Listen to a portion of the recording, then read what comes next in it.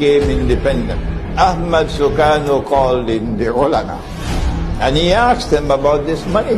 I'm not a scholar of Islam, you are the scholar. Tell me, how can we have paper as money?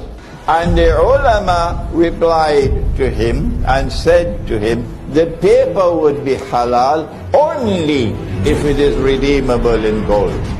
Meaning you could take the paper and get the gold at a fixed rate. So the paper will be like a check. Dulu ketika Republik Indonesia didirikan, uang yang pertama dicetak adalah 1 sen, paling besar 600 rupiah. Uang 1000 pernah didesain tapi tidak dicetak karena terlalu besar. Karena dengan 1000 Anda sudah dapat beli emas setengah kilo. Pada waktu itu 1 gram emas hanya 2 rupiah. Bank Sentral Republik Indonesia itu bukan Bank Indonesia. Dulu namanya BNI 46. Tapi Belanda tidak mau. You mau merdeka, you mesti nurut saya. Hentikan BNI 46, ganti dengan bank saya, the Jeffers Bank, jadi Bank Indonesia. Ahmad Sukarno decided that the Indonesian rupiah would be redeemable in gold, and he fixed the rate. But the people who want to rule the world, they had made that haram in the Articles of Agreement of the International Monetary Fund. So they had to launch a coup via a crooked man called Suharto to get rid of Sukarno. Munculnya bank sentral itu bersamaan dengan munculnya apa yang disebut sebagai public debt, hutang publik. Sehingga kita sekarang ini setiap bayi yang lahir di Indonesia ini membawa hutang banyak 8 juta rupiah pada para bankir. Bank-bank sentral ini perusahaan swasta. Semua bank sentral adalah perusahaan swasta, dimiliki oleh segelintir orang.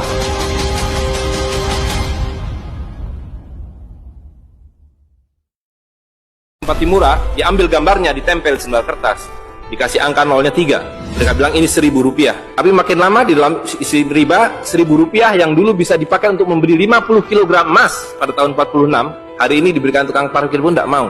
Maka mereka ganti gambarnya dengan Soekarno-Hatta, nolnya ditambah 2, jadi 100.000. Yang 99.000 dari mana?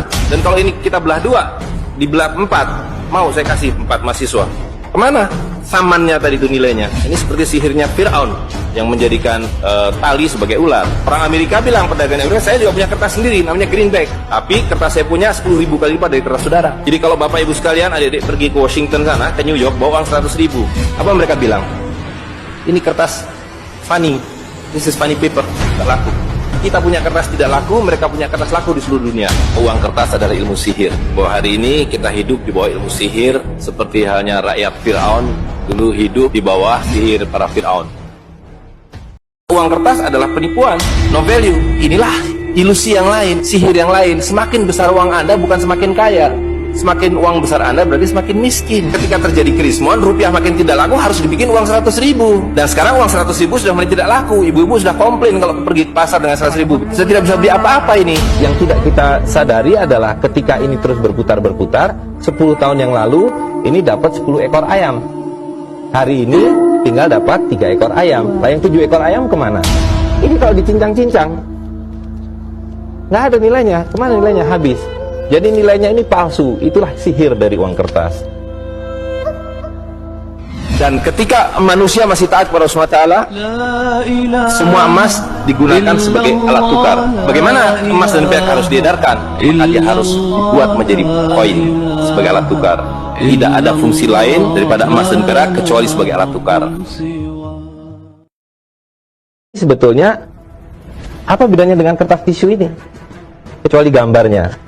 Jadi yang disebut uang kertas itu adalah numerologi, nomor-nomor. Ini ilmu sihir sepenuhnya. Orang lebih menyukai kertas ini daripada emas. Betul nggak? Jadi kalau di sini ada 40 orang, pasti kalau dilihat hampir semuanya punya kertas dan mungkin nggak ada yang punya emas. Ya, tadi kita dibuat disihir seolah ini punya nilai gitu. Sementara emas dan peraknya sekarang kemana?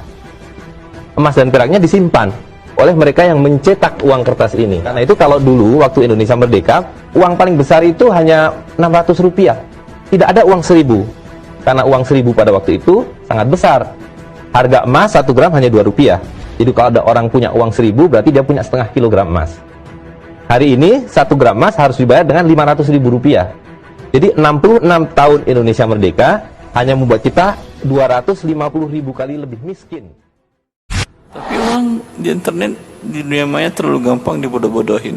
Yang uang, kita sebagai muslim yang mengerti apa hakikat uang, Uang dari masa ke masa, dari semenjak Allah menciptakan dunia ini dan sampai hari kiamat nanti, yang uang adalah emas. Iya atau tidak?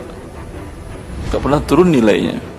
Karena uang itu ukuran standar untuk menilai harga barang dan jasa.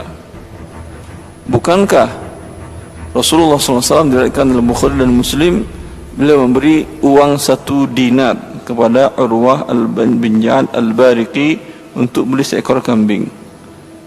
Dapat 1 kambing dengan harga 1 dinar. Sekarang setelah 1400 tahun lebih, 14 abad lamanya, dapat enggak dengan 4,25 gram emas 1 ekor kambing? Dapat.